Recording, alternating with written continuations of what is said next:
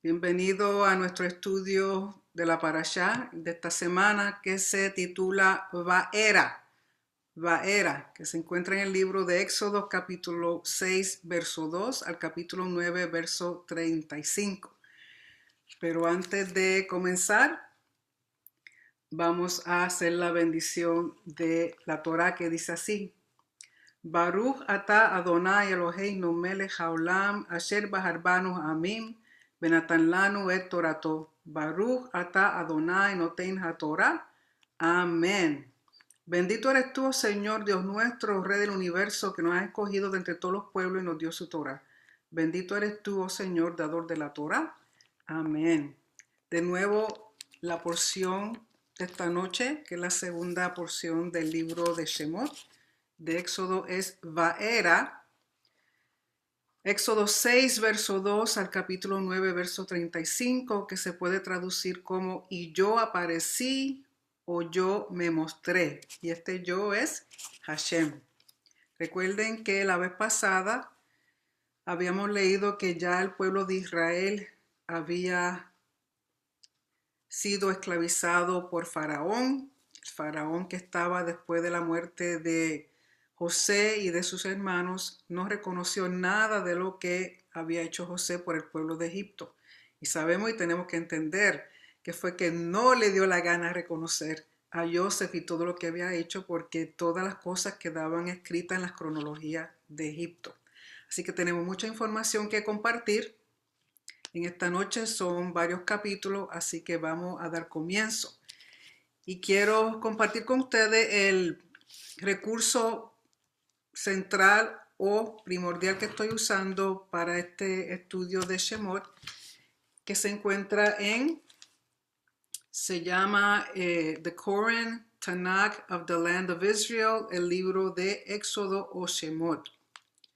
Y este recurso está por la casa editora Koren, y este es el segundo volumen de ellos. Ellos tienen Génesis, Éxodo, Levíticos y Número. El que les queda por hacer es el de Deuteronomio o Devarim. Y es un recurso muy, muy bueno, excelente, porque toma todo el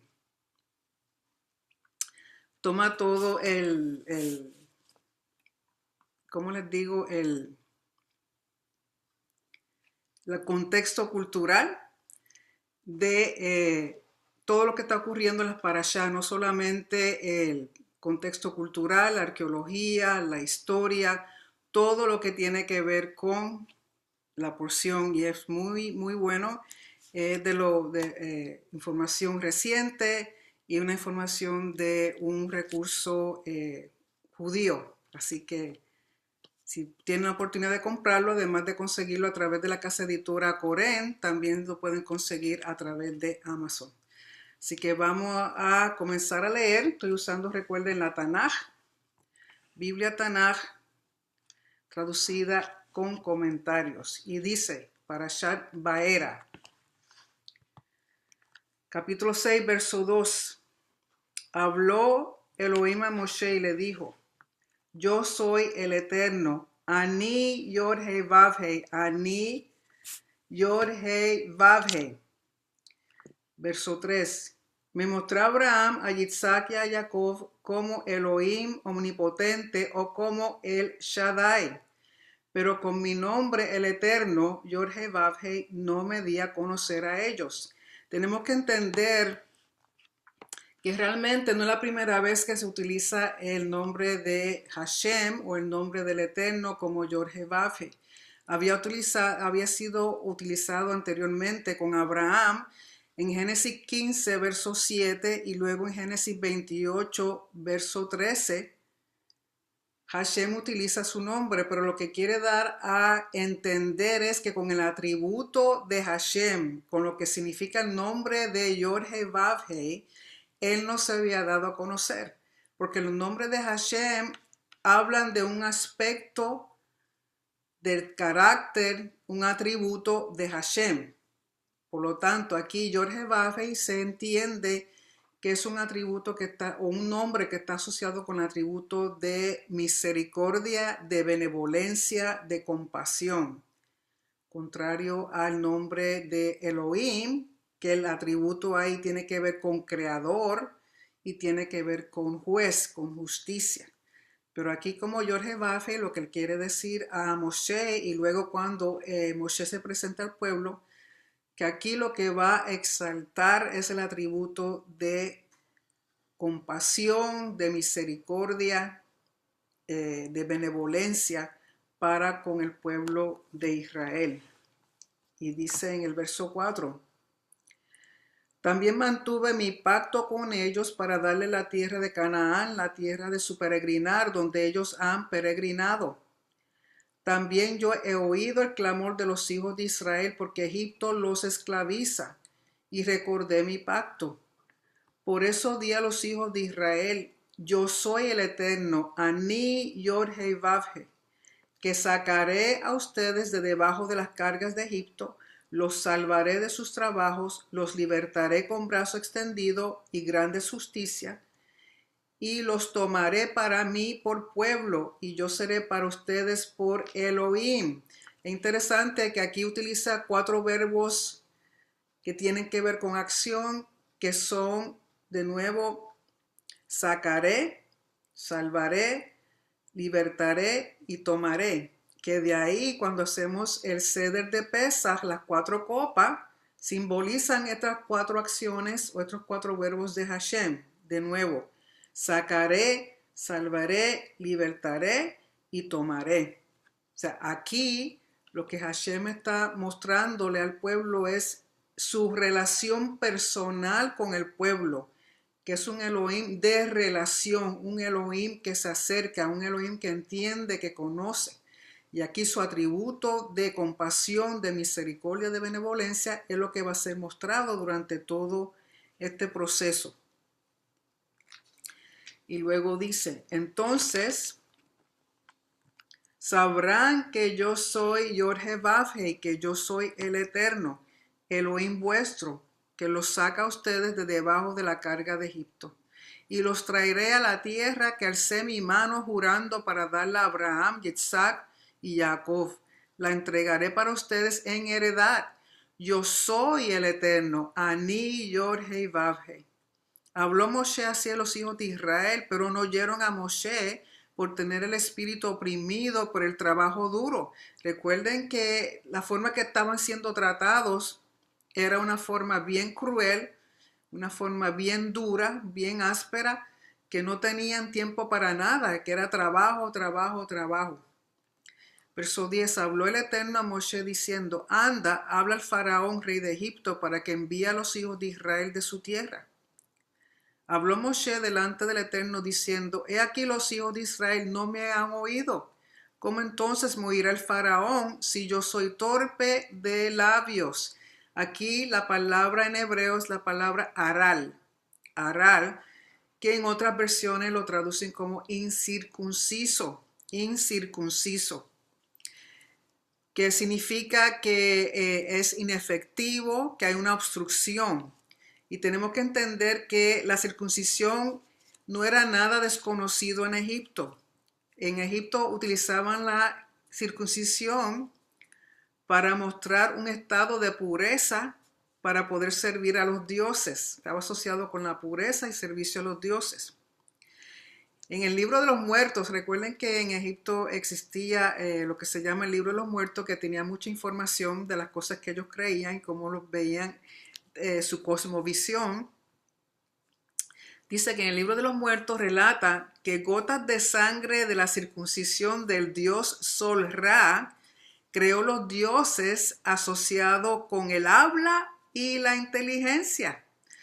Entonces cuando Moisés habla así, recuerden que él estuvo tanto tiempo en Egipto, fue criado ahí, conocía sus creencias, conocían lo que ellos hacían, creían, sabían de sus dioses. Entonces él asocia el estar incircunciso con su habla. Es interesante que, como dije, que en el libro de los muertos relata de que cuando fue circuncidado, el dios Sol Ra, gotas de sangre de la circuncisión, creó los dioses que están asociados con el habla y con la inteligencia. Pero sabemos que para Israel La circuncisión representa al individuo consagrado a Hashem. Es la señal del pacto y es la señal o es lo que habla de la relación de ese varón para con Hashem. Y tiene que ver que por medio de la circuncisión el individuo camina con integridad delante de Hashem. O sea, el varón que se circuncida, entendiendo el pacto, entendiendo su relación, que se está consagrando a Hashem, su caminar se convierte en un caminar de integridad delante de la presencia de Hashem. Y el término integridad, y esto está asociado y lo vemos cuando Hashem le pide a Abraham que se circuncide en el capítulo 17 de Génesis. Dice que el caminar en integridad es la palabra tamim, que significa que el individuo está completo, o sea que su corazón está completamente entregado a Hashem. Por lo tanto, en ese sentido, Israel es como entiende la circuncisión, como muy contrario y muy diferente a como lo entendían en Egipto. Entonces Moisés le responde al Señor que él es torpe de labios, que sus labios son incircuncisos. Verso 13, habló el Eterno a Moshe y a Aarón y les ordenó respecto a los hijos de Israel y sobre el faraón, rey de Egipto, para sacar a los hijos de Israel de la tierra de Egipto. Estos son los jefes de las casas de ellos por línea paterna, los hijos de Rubén, primogénito de Israel. Recuerden que la vez pasada habíamos dicho que el primogénito siempre lleva el título de primogénito, porque biológicamente es el primero, pero que su herencia y su autoridad asociada con la primogenitura puede ser dada a otro, como hemos visto que sucedió con José, con Efraín, que pasó con Isaac. O sea, biológicamente no se le quita su posición, pero en términos de herencia se puede dar a otro si así Hashem lo considera. Por lo tanto, los hijos de Rubén, primogénito de Israel, y da los nombres de ellos. Luego habla de los hijos de Shimón. Y luego en el verso 16 dice, estos son los nombres de los hijos de Leví por sus generaciones: Gershom, Kehat y Merari. Y los años de la vida de Leví fueron 137 años. Los hijos de Gershom, Livni y Shimi por sus familias. Los hijos de Kehat, Amram, que es el padre de Aarón y de Moisés, Itzhar, Hebrón y Uziel. Los años de la vida de Kehat fueron 133 años. Los hijos de Merari, Mahli y Mushi, estos son las familias de Leví por sus generaciones. Tomó Amram a Yochebed, su tía, para él por esposa, y le dio a luz a Aarón y a Moshe. Y los años de la vida de Amram fueron 137 años. Los hijos de Ishar, Korah, que vamos a leer mucho más adelante de Korah, de todo lo que hace, Nefeg y Zihri. Los hijos de Uziel, Mishael, Elzafán y Sitri, que esos fueron los primos que sacaron cuando leemos de Nadab y Abiú, que murieron. Ellos son los primos que los sacan delante de la presencia del Señor. Verso 23.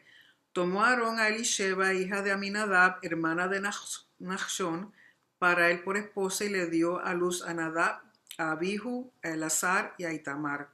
Los hijos de Korah, Asir, Elcana y Abiasaf. Estas son las familias de Korah. Elazar, hijo de Aarón, tomó para él de las hijas de Putiel, para él por esposa, y le dio a luz a Pinjas, que también más adelante vamos a leer de Pinjas. Estos son los jefes de las casas de los Leviim por sus familias. Él es Aarón y Moshe, que les había dicho el Eterno: saquen a los hijos de Israel de la tierra de Egipto por sus legiones. Ellos son los que hablan al faraón, rey de Egipto, para sacar a los hijos de Israel de Egipto. Él es Moshe y Aarón. Fue en el día que habló el Eterno a Moshe en la tierra de Egipto. O sea, es importante dar la genealogía de Aarón y de Moshe. Recuerden que ellos vienen de la familia de los levitas. Y es la función que ellos van a ejercer. Recuerden que la genealogía, las herencias son bien importantes. Verso 29. Habló el Eterno a Moshe diciendo: yo soy el Eterno, habla el faraón, rey de Egipto, todo lo que yo hablo. Y contestó Moshe delante del Eterno: aquí yo soy torpe de labios, entonces ¿cómo me oirá el faraón? O sea, de nuevo lo repite. que él es incircunciso, el término aral, aral. Sabemos que tiene que ver con obstrucción, pero sabemos que el énfasis que le da el pueblo de Israel a la circuncisión es muy diferente a como lo entendían en Egipto. Capítulo 7. Habló el Eterno a Moshe: mira, te he puesto Señor o Elohim, como dicen otras traducciones, sobre el faraón. Aarón tu hermano será tu intérprete o tu profeta. Recuerden que a faraón lo veían como un dios. Por lo tanto, Moshe se tiene que presentar al mismo nivel que se ve faraón a sí mismo y como lo ven a él. Por lo tanto, tiene que estar a la par para Moshe poder hablar con él. Entonces Aarón le sirve de profeta. Recuerden que el profeta es aquel que habla las palabras de Elohim. Por lo tanto, si Aarón va a hablar por Moshe, que viene siendo la representación de Elohim delante de Faraón, pues entonces encaja todo en términos de jerarquía para cuando vienen a la presencia de Faraón. Verso 2. Tú hablarás todo lo que yo te ordene, y Aarón tu hermano hablará al Faraón para que envíe a los hijos de Israel de su tierra. Pero yo endureceré el corazón del Faraón, así aumentaré mis señales y mis maravillas en la tierra de Egipto. Esto es importante que lo entendamos, porque el propósito de lo que está haciendo Hashem es para aumentar sus señales y sus maravillas en la tierra de Egipto. O sea que es algo que está haciendo Hashem a su manera, con un propósito, con una finalidad. Por lo tanto, cuando tratan de buscar explicación a las plagas, porque vamos a ver que si ustedes han buscado alguna información o han escuchado anteriormente, que los científicos tratan de explicar todas las plagas, que los arqueólogos tratan de encontrar evidencia de todas las plagas. O sea, que quieren buscar una explicación lógica cuando sabemos que no se va a encontrar explicación lógica. Pueden más o menos algunas cosas coincidir, pero no va a ser posible entenderlo todo lógicamente. ¿Por qué? Porque es Hashem que lo está haciendo para mostrar sus señales y sus maravillas. ¿Y quién puede explicar los caminos del Señor? Verso 4. No oirá ustedes el faraón, entonces pondré mi mano sobre Egipto y sacaré mis legiones a mi pueblo, los hijos de Israel, de la tierra de Egipto, con grandes justicias. Y sabrá Egipto que yo soy el Eterno, que yo soy Hashem, que yo soy Yod-Heh-Vav-Heh, Ani Yod-Heh-Vav-Heh. Es el propósito primordial de todo lo que está ocurriendo y que va a ocurrir. Cuando extienda mi mano sobre Egipto y saque a los hijos de Israel de dentro de ellos. Hizo Moshe y Aarón como les ordenó el Eterno, así hicieron. Moshe era de 80 años y Aarón era de 83 años cuando hablaron con el faraón. Y antes de proseguir tenemos que entender el trasfondo de esto que está ocurriendo. Y todo está asociado con el concepto de Ma'at. Ma'at. Las plagas son para mostrar que Hashem es más poderoso que los dioses de Egipto. Hashem mostrará sus señales y maravillas, no necesitan ser explicadas científicamente o por lógica. Hashem se enfoca en Faraón porque Faraón es el que es responsable de mantener el orden cósmico. Y el orden cósmico es lo que llama Ma'at. Ma'at.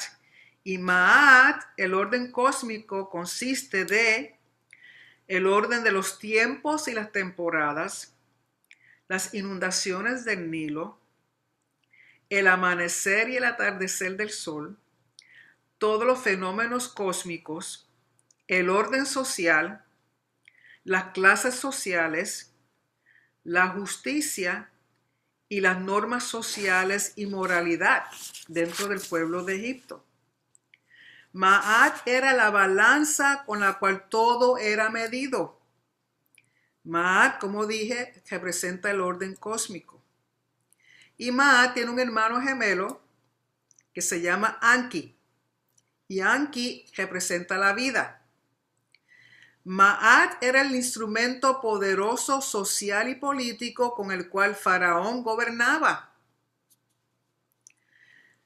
Maat aseguraba la posición del faraón como el único soberano de Egipto.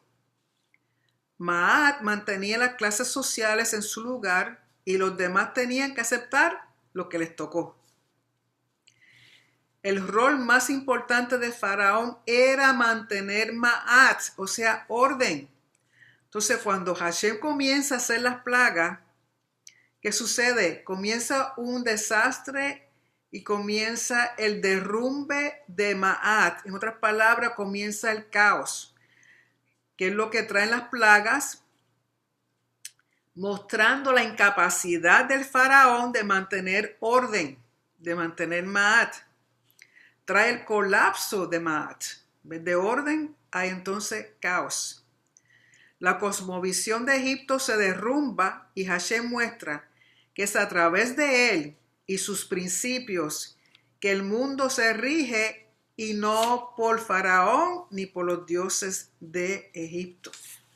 Así que el enfoque de Hashem con las plagas es Faraón. Cuando habla de endurecer el corazón de Faraón, que es siempre algo que a veces las personas dicen, ay bendito, pero entonces Faraón no tenía ninguna oportunidad de, porque si desde un principio ya Hashem le estaba endureciendo el corazón, no. Vemos que Faraón mismo endurece su corazón 5 veces, nos deja ver que él endurece su corazón. Y cuando llega a ese extremo, Hashem dice, sí, eso es lo que tú quieres, pues vamos. ¿Te quieres endurecer? Pues yo te voy a ayudar. Te voy a endurecer aún más.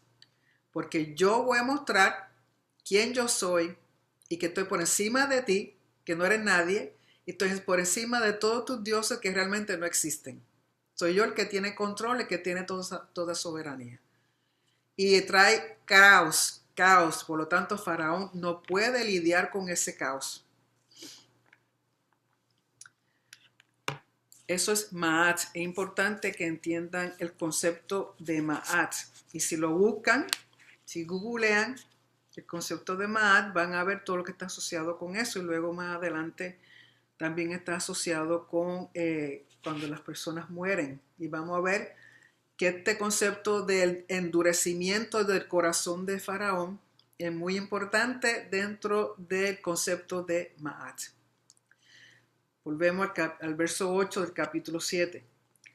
Habló el Eterno a Moshe y a Aarón diciendo, cuando les hable a ustedes el faraón diciendo, muestren para ustedes una maravilla, entonces dirás a Aarón, toma tu báculo y arrójalo delante del faraón, que será una serpiente. Y aquí que el término que usan en el hebreo es tanin. Y tanin es un término que se puede traducir como serpiente o cocodrilo. En Ezequiel 29, verso 3, utilizan el término tanin con respecto a Faraón. Y en esta versión que estoy leyendo, lo traducen como cocodrilo, mientras que en la Reina Valera lo traducen como gran dragón, refiriéndose a Faraón. Y se vinieron Moshe y Aarón al faraón e hicieron así como había ordenado el Eterno. Entonces arrojó Aarón su báculo delante del faraón y delante de sus siervos y se hizo una serpiente. Llamó también el faraón a los sabios, a los hechiceros, o sea, los magos, e hicieron ellos también los hechiceros de Egipto con sus palabras mágicas. Hicieron igual. Verso 12, arrojó cada uno su báculo y se hicieron serpientes, taninim, de nuevo, puede ser traducido como serpiente o cocodrilo. Y recuerden que la serpiente era vista en Egipto como protectora de Faraón, que era la que la llevaba en su corona y era la que escupía fuego a los enemigos de Faraón. Recuerden que la magia era algo muy importante en el diario vivir de todo Egipto. Porque recuerden que a veces era un regalo de uno de los dioses para ayudar a la humanidad. y la magia era vista y usada en todos los aspectos del diario vivir. Y dice, pero tragó el báculo de Aarón, o sea, su vara, a sus báculos, o sea, las varas de los hechiceros. Verso 13, se endureció el corazón del faraón y no los oyó, tal como había hablado el Eterno. Por lo tanto, ¿qué sucede? Que la vara de Aarón se traga a las demás. Aquí que está mostrando dominio, que Hashem tiene dominio sobre Faraón. La serpiente que supone que sea para protegerlo a él es tragada por la serpiente de Aarón. Por lo tanto, aquí ya comienza el caos de Maat. Comienza a derrumbarse Maat. Recuerden que Faraón era el responsable de mantener el orden. Y dice en el verso 14, dijo el Eterno a Moshe, es pesado el corazón del faraón. Es interesante que aquí la palabra es kavod. Kavod. Recuerden que kavod también se utiliza para Hashem, cuando se habla de su gloria, lo que llaman la Shejinah, lo que llaman su gloria. Kavod significa algo pesado. Y la gloria de Hashem es algo pesado, algo grande, algo fuerte. Entonces se utilizan el mismo término para el corazón de Faraón. Es pesado, kavod, el corazón del Faraón. Se niega a enviar el pueblo. Anda el Faraón por la mañana, he aquí él sale al agua. Te pararás a su encuentro junto a la orilla del río. Y el báculo que se transformó en serpiente tomarás en tu mano y le dirás, el Eterno, Elohim de los hebreos, me ha enviado a ti diciendo, envía a mi pueblo para que me sirva en el desierto, he aquí que no has oído hasta ahora. Así ha dicho el Eterno, con esto sabrás que yo soy el Eterno, que yo soy Hashem. Ani Yorhei Vavhei. He aquí yo golpearé con el báculo que tengo en mi mano a las aguas que están en el río se convertirán en sangre. Los peces que están en el río morirán, será hediondo el río y sentirá repulsión a Egipto de beber agua del río. Entonces dijo el Eterno a Moshe, di a Aarón, toma tu báculo, extiende tu mano sobre las aguas de Egipto, sobre sus ríos, sobre sus canales, sobre sus estanques y sobre toda reunión de sus aguas, y serán sangre. Y habrá sangre en toda la tierra de Egipto, en los árboles y en las piedras. Recuerden que está atacando aquí el río Nilo. El río Nilo. Por lo tanto, esta plaga representa calamidad. Faraón no puede salvar a Egipto porque ha comenzado a derrumbarse Maat, de lo cual era responsable mantener. Hay caos en vez de orden. Recuerden que el corazón, ellos entendían que era el lugar de pensamientos y el lugar de las emociones. Y ellos entendían y sabían que cuando un corazón era pesado, cuando llegaba el momento que esa persona moría, era llevado a un juicio. Y ese juicio consistía en presentarse ante Maat, la diosa de justicia. Y es pintada como una balanza. Y lo que hacían era que cuando ese individuo venía delante de Maat, el corazón del individuo era pesado en esa balanza. Al lado de un lado de la balanza estaba la plumilla que representa Maat y en el otro lado está el corazón. Si el corazón pesaba menos que la plumilla, que sabemos que no es lo lógico, pero si el corazón pesaba menos, esa persona era considerada justa y digna de vivir en el más allá. Entonces, si su corazón era liviano, significaba que había sido una persona justa, recta, que no había hecho nada malo, que era considerado de corazón puro, justo, recto, y pasaba a la vida eterna.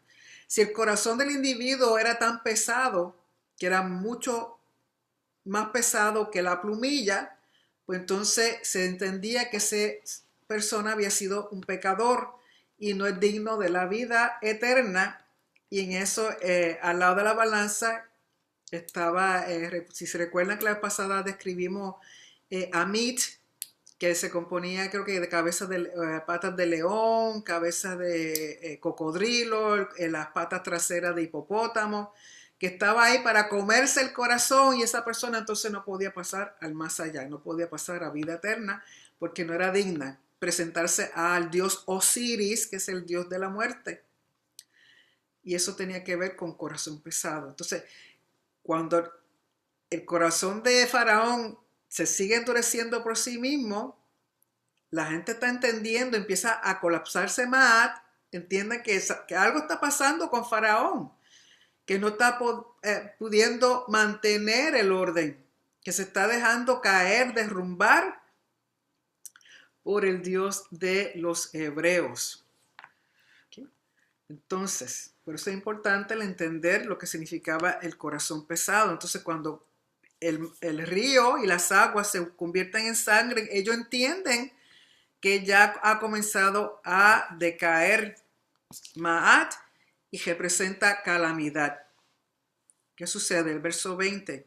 E hicieron así Moshe y Aarón tal como ordenó el Eterno, y levantó Aarón el báculo, golpeó las aguas que estaban en el río a los ojos del faraón y a los ojos de sus siervos, y se convirtieron todas las aguas que había en el río en sangre. Los peces que estaban en el río murieron, se hizo hediondo el río, y no pudieron los egipcios beber agua del río, y hubo sangre en toda la tierra de Egipto. Pero hicieron también así los hechiceros de Egipto con sus palabras mágicas. Entonces se endureció el corazón del faraón y no oyó a ellos tal como había hablado el Eterno. Se dio vuelta el faraón, entró a su casa y no puso atención su corazón tampoco a esto. Cavaron todos los egipcios alrededor del río para conseguir agua para beber, porque no podían beber del agua del río. Se completaron los 7 días después de castigar el Eterno al río. O sea que esta plaga de sangre duró 7 días. Porque muchas personas creen que las plagas fueron una detrás de la otra. Se entiende que por lo menos entre todas pudo haber pasado fácilmente un año desde que comenzaron. Pero esta del agua convirtiéndose en sangre son 7 días. Verso 26. Dijo el Eterno a Moshe: ven al faraón y le dirás, así ha dicho el Eterno, envía a mi pueblo para que me sirva. Porque si tú te niegas a enviar, he aquí yo plagaré todo tu territorio con ranas. Reproducirá el río ranas, subirán y entrarán a tu casa, en la recámara donde te acuestas, sobre tu lecho, en la casa de tus siervos, en tu pueblo, en tus hornos y en tus artesas. Y en ti, en tu pueblo, en todos tus siervos subirán las ranas. Recuerden que todas estas cosas están asociadas con dioses de Egipto. ¿Qué sucede? Que la plaga de ranas, las ranas representan a la diosa Heket, que era pintada o dibujada como una rana. Y esta diosa tiene que ver con fertilidad y con nacimiento. Y era la que ayudaba al dios carnero Kenum crear seres humanos sobre una rueda de alfarero. Y estaba asociada también con resurrección. Y ella la asociaba con resurrección porque cuando los ríos, las aguas se secaban, veían que se morían todas las ranas y desaparecían. Pero si de nuevo había agua, se llenaban de nuevo los ríos y los estanques de agua, veían que de nuevo se llenaba de ranas. Por lo tanto, ellos asociaban que la muerte de las ranas con agua volvían y salían, lo veían como vida después de la muerte, entonces lo asociaban con la resurrección y lo asociaban con esta diosa Heket. Dice que con esta plaga Hashem establece su dominio sobre los dioses egipcios y su rey. Al perturbar el orden natural, Hashem muestra que él es el amo de todo lo que los egipcios y el rey creían que lo eran sus dioses. Capítulo 8, verso 1 dice: dijo el Eterno a Moshe, di a Aarón, extiende tu mano con tu báculo sobre los canales, sobre los ríos, sobre los estanques, y subirán las ranas sobre la tierra de Egipto. Extendió Aarón su mano sobre las aguas de Egipto y subió la rana y cubrió la tierra de Egipto. Pero hicieron también así los hechiceros con sus palabras mágicas y subieron las ranas sobre la tierra de Egipto. Recuerden que son hechiceros que hacen magia, que hacen cosas que podían hacer igual como estaban haciendo Aarón y Moshe. O sea, el Señor permitía que ellos lo pudieran hacer, pero sabemos que hasta aquí que ellos pueden igualar. Después de eso no pueden hacer nada igual a lo que están haciendo Aarón y Moshe.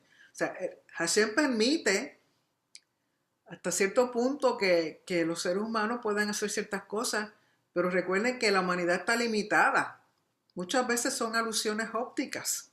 Muchas veces es la forma que influyen, que la gente se lo cree. Pero como quiera que sea, ellos se creen que Aarón y Moshe son otros magos de este Dios que ellos dicen que les sirven. Verso 3. Pero hicieron también así los hechiceros con sus palabras mágicas, subieron las ranas sobre la tierra de Egipto. Entonces llamó el faraón a Moshe y a Aarón, dijo: rueguen al Eterno para que saque las ranas de mí y de mi pueblo, y enviaré al pueblo y ofrenderán en honor al Eterno. Y contestó Moshe al faraón: dígnate sobre mí, diciendo: ¿para cuándo rogaré que sea por ti, por tus siervos y por tu pueblo, exterminar las ranas de ti y de tu casa? Solo en el río quedarán, otra palabra, que volverán a su lugar natural. Dijo el faraón: para mañana. O sea que él extendió la plaga. Recuerden que él se cree que estos dos son unos magos, unos hechiceros igual que los suyos. No, pues para mañana. O sea, él está dando un tiempo fijo y sabemos que en ese tiempo fijo es que el Señor va a responder. Y le contestó: será como tu palabra, para que sepas que no hay como el Eterno, Elohim nuestro. Se apartarán las ranas de ti, de tu casa, de tus siervos y de tu pueblo. Solo en el río quedarán. Salieron Moshe y Aarón del faraón, y clamó Moshe al Eterno por causa de las ranas que había puesto sobre el faraón. E hizo el Eterno como la palabra de Moshe, y murieron las ranas de las casas, de los patios y de los campos. Las juntaron en montones y montones, y se puso hedionda la tierra. Vio el faraón que hubo alivio, e hizo pesado su corazón. Hizo pesado su corazón y no los oyó, tal como habló el Eterno. De nuevo, es faraón que se está endureciendo. Dijo el Eterno a Moshe: di a Aarón, extiende tu báculo y golpea el polvo de la tierra, y se hará piojos en toda la tierra de Egipto. Hicieron así: extendió Aarón su mano con su báculo, golpeó el polvo de la tierra, y hubo piojos en la persona y en la bestia. Todo el polvo de la tierra era piojos en toda la tierra de Egipto. Hicieron así los hechiceros con sus palabras mágicas para sacar a los piojos, pero no pudieron. Hasta aquí les llegó el tiempo de ello. Pero fueron los piojos en las personas y en las bestias. Entonces dijeron los hechiceros al faraón: el dedo de Dios es este. Pero se endureció el corazón del faraón y no los oyó, tal como habló el Eterno. Y tenemos que entender qué pasa con los piojos. Resulta que el egipcio eran muy limpios, y para evitar piojos, cosas así, ellos se rapaban sus cabezas, pero usaban pelucas muy adornadas, pelucas que eran muy lujosas, y lógico, los que eran pudientes eran los que podían ponerse peluca, pero se mantenían bien aseados, bien recortaditos, bien afeitados para evitar cosas así como piojos. Entonces, al verse con tanto piojo, es bien desagradable a ellos por la cuestión de que son muy limpios. Y entienden, en el hebreo es la palabra kinim, que puede decir que son piojos o mosquitos, es algo, algún insecto muy pequeño, pero en cantidades enormes. Por lo tanto, entonces vienen los piojos, pero ¿qué sucede? Que al tratar los hechiceros a hacerlo, aquí no pueden lograrlo. Y cuando mencionan el dedo de Dios es porque esto era un concepto dentro de Egipto, un concepto que era conocido, porque ellos entendían que cuando el dedo de los dioses tenía que ver con el concepto de que cuando ellos aludían al dedo de un dios, era asociado con daño, con acusaciones, con culpabilidad, que era una forma en que castigaban al pueblo. Recuerden que en esta cultura, a pesar de que creían en los dioses, ellos nunca sabían qué querían los dioses. Y si ocurrían desastres o enfermedades o situaciones que ellos no podían explicar, ellos entendían que eran que los dioses estaban enojados, pero que no sabían por qué. Entonces ahí venían los sacrificios y venían las adoraciones y los cultos tratando de aplacar a los dioses porque nunca sabían. Pero a contrario a Hashem, Hashem se comunica, Hashem dice lo que le gusta, lo que no le gusta, lo que quiere, lo que no quiere. Por lo tanto, cuando ellos ven esto que ya ellos no pueden imitarlo, ellos dicen, este es el dedo de Dios, o sea, del Dios de los hebreos, que está enojado con nosotros, que está molesto, que nos está acusando. Pero ¿qué sucede? Que Faraón ni caso hace. Verso 16. Dijo el Eterno a Moshe, madruga por la mañana y te pararás delante del Faraón, pues he aquí, él saldrá al agua y le dirás, así dijo el Eterno, envía a mi pueblo para que me sirva. Porque si tú no envías a mi pueblo, he aquí yo envío contra ti, contra tus siervos, contra tu pueblo y en tu casa a la mezcla de alimañas. Aquí utilizan el término alimañas, que pueden ser animales salvajes de rapiña, avispas, algún tipo de animal, pueden ser insectos, que causan mucho daño. Dice, y en tu casa la mezcla de alimañas, se llenarán las casas de Egipto con las alimañas y también la tierra sobre la que ellos están. Haré diferencia en ese día con la tierra de Goshen, donde mi pueblo está permaneciendo sobre ella, para que no haya allí alimañas, a fin de que sepas que yo soy el Eterno en el interior de la tierra. Y pondré rescate entre mi pueblo y entre tu pueblo. Para mañana ocurrirá esta señal. Hizo el Eterno así. Vinieron alimañas reciamente a la casa del faraón y a la casa de sus siervos en toda la tierra de Egipto. Y la tierra de Egipto se arruinaba la tierra por causa de las alimañas. Llamó el faraón a Moshe y a Aarón y les dijo, vayan, ofrezcan sacrificios a Dios vuestro en el país. Y contestó Moshe, no es correcto hacer así, porque es abominable para Egipto ofrecer sacrificios al Eterno Dios nuestro. Ofreceremos sacrificios siendo abominable para Egipto a sus ojos y no nos lapidarán. O sea, él le dice, vayan, sacrifiquen, pero aquí. Y Moshe dice, pero es que no puede ser porque lo que nosotros ofrendamos para ustedes es abominable. Recuerden que muchos de los dioses de ellos eran carneros, eran bueyes, eran cosas así, que son las ofrendas que ellos les van a ofrecer a Hashem. Camino de 3 días de distancia iremos en el desierto, ofrendaremos al Eterno, Elohim nuestro, como nos dirá a nosotros. Entonces dijo el faraón, yo los enviaré, ofrecerán sacrificios al Eterno, Elohim vuestro en el desierto, solamente no se alejen para irse, rueguen por mí. Y dijo Moshe, he aquí yo saldré de ti y rogaré al Eterno y se retirarán las alimañas del faraón, de sus siervos y de su pueblo mañana. Solamente no vuelva el faraón a engañar para no enviar al pueblo para ofrecer sacrificios al Eterno. Salió Moshe del faraón y rogó al Eterno. Hizo el Eterno como la palabra de Moshe y retiró las alimañas del faraón, de sus siervos, de su pueblo. No quedó ninguna. Pero endureció el faraón a su corazón también esta vez y no envió al pueblo. Después que le dice que sí, él endurece su corazón y no los deja ir.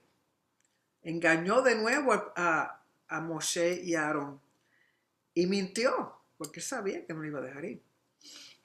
Por lo tanto, Hashem aquí ya comienza a hacer una diferencia entre el pueblo de Egipto y su pueblo. Las plagas atacan a Faraón y a su pueblo porque recuerden que Faraón es el que es responsable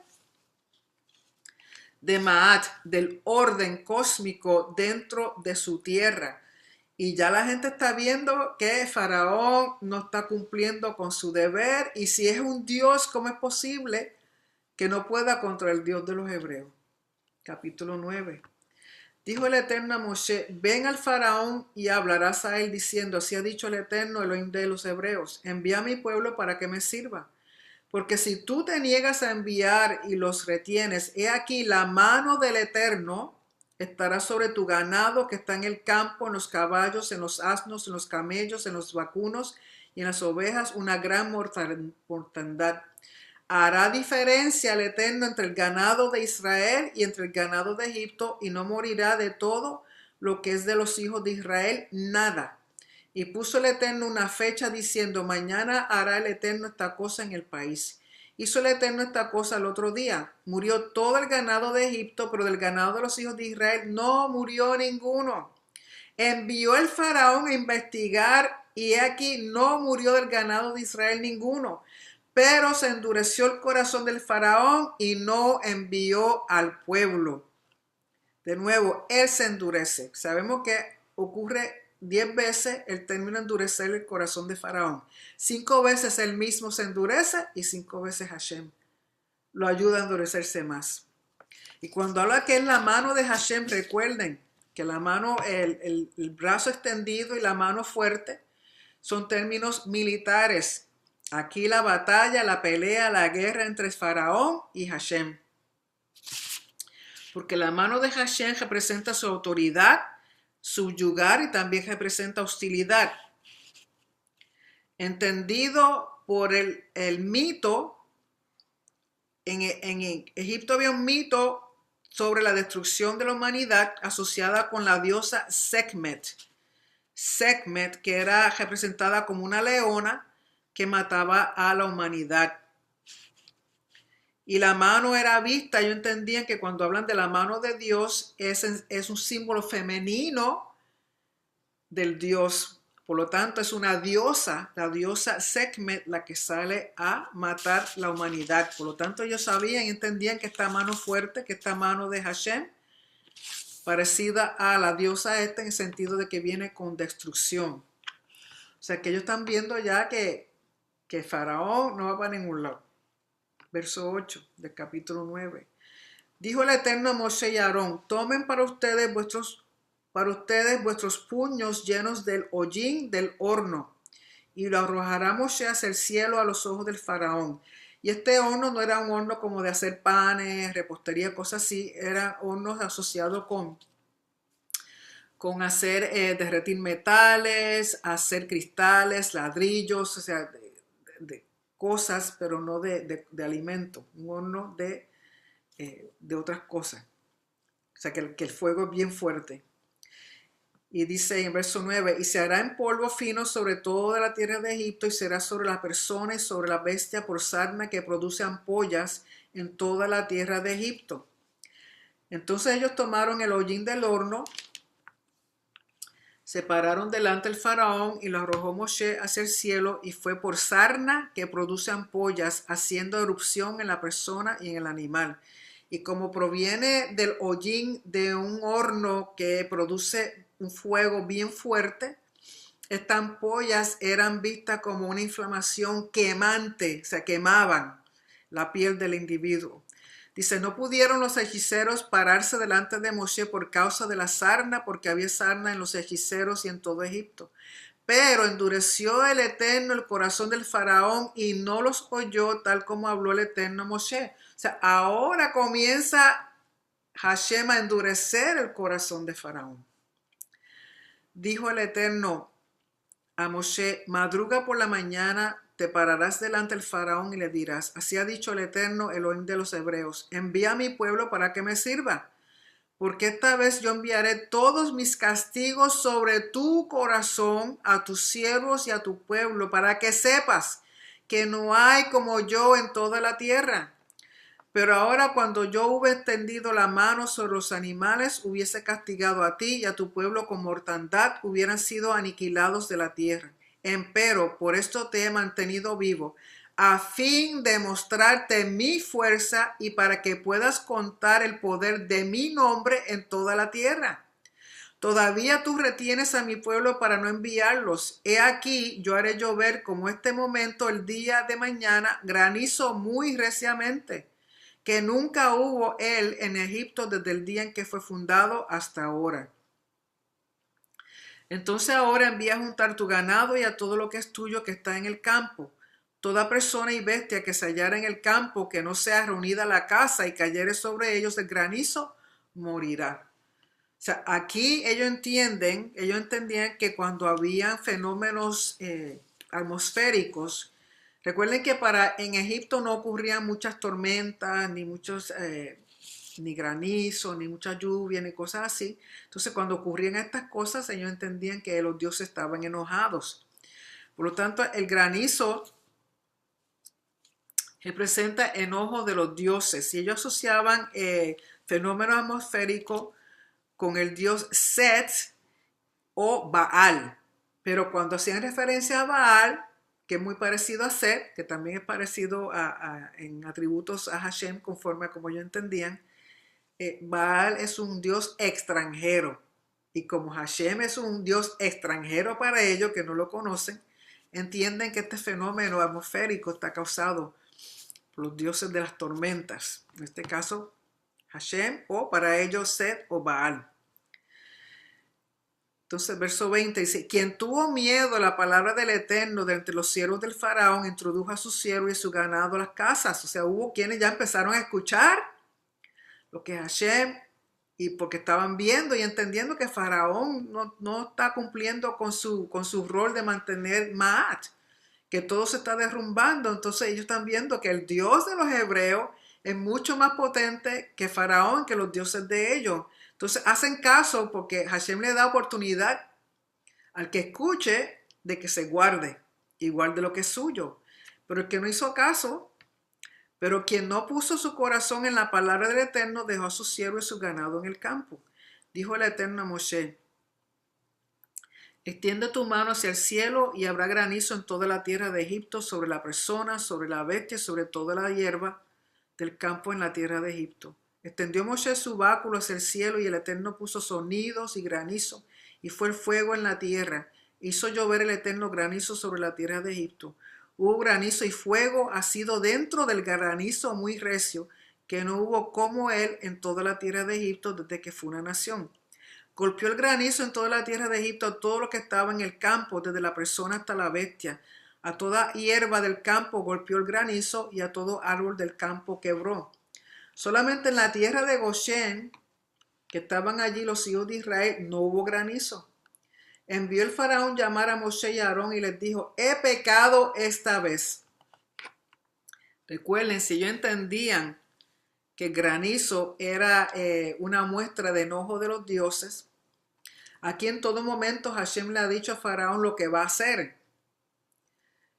Sucede, y Faraón como quiera sigue desobedeciendo, no hace caso. Su orgullo no hace caso, su endurecimiento no hace caso. Por lo tanto, aquí él sabe lo que Hashem quiere. No es como los dioses caprichosos de ellos que nunca sabían lo que querían o por qué sucedían las cosas. Aquí Hashem ha estado diciéndole paso por paso lo que va a ocurrir si él no deja ir a su pueblo. Por lo tanto, él está consciente de que está completamente en desobediencia, de que está completamente negándose a lo que Hashem le pide. Por eso dice, he pecado esta vez. El Eterno es el justo, mientras que yo y mi pueblo somos los culpables. O aquí no hay excusa. Él sabe lo que se le ha pedido, sabe lo que se le ha dicho y con todo y eso no hace caso. Por eso dice que son culpables. Rueguen al Eterno, ya es bastante lo que hubo de sonidos de Dios y granizo. Enviaré a ustedes y no volverán a retenerse. Y le contestó Moshe, cuando salga de la ciudad extenderé mis palmas en ruego delante del Eterno. Los sonidos cesarán y granizo no habrá más, a fin de que sepas que del Eterno es la tierra. Pero yo sé que tú y tus siervos todavía no tienen temor delante del Eterno Elohim. El lino y la cebada fueron golpeados porque la cebada estaba madura y el lino con el tallo crecido. Sabemos que la cebada en el pueblo de Israel ocurre para la época de Nisan o de Aviv, la primavera. Sin embargo, en Egipto ocurre un mes antes. La cebada y el lino en Egipto crecen entre febrero y marzo y el trigo entre marzo y abril. Mientras que en Israel la cebada es entre marzo y abril y luego en mayo, junio es que crece el trigo. O sea que está un poquito antes que la agricultura en Israel. Verso 32. Mientras que el trigo y el alforfón no fueron abatidos porque estaban blandos. Salió Moshe del faraón de la ciudad, extendió sus palmas con ruego delante del Eterno y cesaron los sonidos y el granizo y la lluvia no bajó a tierra. Vio el faraón que cesó la lluvia, el granizo y los sonidos, volvió a pecar y endureció su corazón tanto él como sus siervos. Se endureció el corazón del faraón y no envió a los hijos de Israel tal como había hablado el Eterno por medio de Moshe. Así que todavía no entiende o no quiere entender. Como un resumen, las primeras 3 plagas muestran la existencia del creador del universo, Yod Hei Vav Hei. Las primeras 3 plagas muestran la existencia del creador del universo, Yod Hei Vav Hei. La 4ª, 5ª y 6ª muestran que Hashem no solo creó el universo, sino que influye su providencia sobre él.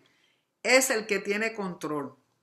La 4ª, 5ª y 6ª muestran que Hashem no solo creó el universo, sino que influye su providencia sobre él, tiene todo el control. Y la 7ª, 8ª y 9ª plaga muestran que no existe ninguna fuerza aparte de Hashem. De nuevo, la 7ª, 8ª y 9ª muestran que no existe ninguna fuerza aparte de Hashem. Pero sabemos que esto en un futuro se repite.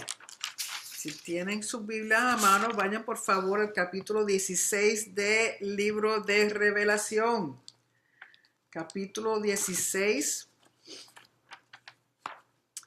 del libro de Revelación o de Apocalipsis. Porque tenemos que entender que con Moshe esta es la primera redención. Primera redención. Y luego con Yeshua comienza la segunda redención. Comienza porque no ha finalizado. Sabemos que cuando Él regrese y haga todo lo que tiene que hacer, entonces ya habrá la finalidad de la redención. Así que si van un momentito a Revelación capítulo 16 de Revelación o Apocalipsis. Dice, oí una gran voz que decía desde el templo a los 7 mensajeros, ir y derramad sobre la tierra las 7 copas de la ira de Elohim. Fue el primero y derramó su copa sobre la tierra y vino una úlcera maligna y pestilente sobre los hombres que tenían la marca de la bestia y que adoraban su imagen. El segundo mensajero derramó su copa sobre el mar y éste se convirtió en sangre como de muerto y murió todo ser vivo que había en el mar. El tercer mensajero derramó su copa sobre los ríos y sobre las fuentes de las aguas y se convirtieron en sangre. Y oía al mensajero de las aguas que decía, justo eres tú, Adonai, el que eres y que eras, el santo, porque has juzgado estas cosas. Por cuanto derramaron la sangre de los santos y de los profetas, también tú les has dado a beber sangre, pues lo merecen. También oía otro que desde el altar decía, ¿qué altar? El altar del templo celestial. Por eso es importante saber del templo. Porque si no conocen el templo no van a entender al libro de Revelación absolutamente nada. Y se van a inventar pajaritos preñados, como siempre digo. También oía otro que desde el altar decía, ciertamente Adonai Elohim Todopoderoso, tus juicios son verdaderos y justos. El cuarto mensajero derramó su copa sobre el sol, al cual fue dado quemar a los hombres con fuego. Y los hombres se quemaron con el gran calor y blasfemaron el nombre de Elohim, que tiene poder sobre estas plagas, y no se arrepintieron para darle gloria.